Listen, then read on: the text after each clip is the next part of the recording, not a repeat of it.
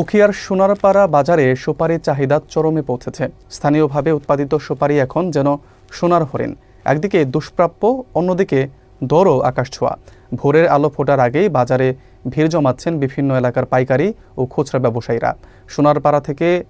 সোনারপাড়া বাজার থেকে প্রতিদিনই দেশের বিভিন্ন অঞ্চলে সুপারি পাঠানো হচ্ছে।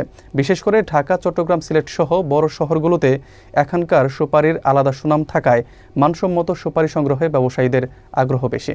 বিস্তারিত থাকছে মোহাম্মদ শহীদের প্রতিবেদনে। স্থানীয় ব্যবসায়ীরা জানান, চলতি মৌসুমে সুপারির উৎপাদন প্রত্যাশা তুলনায় ভালো হলেও চাহিদা বেড়ে যাওয়ায় বাজারে সরবরাহ কমে গেছে। এতে দামও বেড়ে গেছে কয়েকগুণ।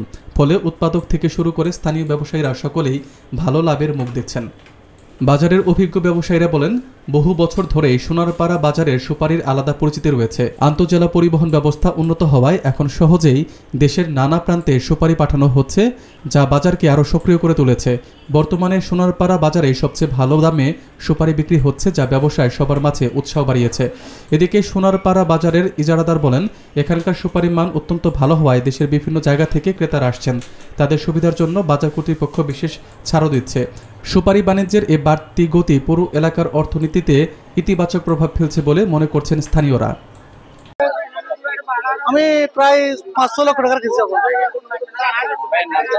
এখানে সপ্তাহে 2 দিন এখানে হাট বসে, প্রতি রবিবার এবং বুধবার। তো এখানে যানজট একটু ওই দিন বেশি হয় আর কি। অন্য দিন এখানে গড় বাজার বলে যেটা, এখানে কোনো যানজট থাকে না।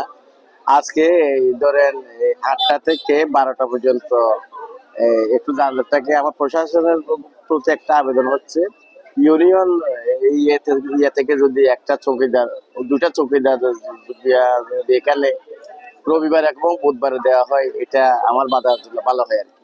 বাজারটা প্রশস্ত করতে হবে। এখানে কিছু ফুটপাতে কিছু দোকানপাট আছে, এগুলা ভাঙতে হবে। প্রশাসনকে অলরেডি আমরা একটা আবেদন জানিয়েছি ফুটপাত উচ্ছেদ করতে আর কি। সুপারি তো হয় এখান থেকে, সুপারি চকরিয়া, মহেশখালী, কুতুবদিয়া, চট্টগ্রাম, ঢাকা, রংপুর, বিভিন্ন দেশে বিভিন্ন প্রান্তরে এই বাজার থেকে সুপারি রপ্তানি হচ্ছে।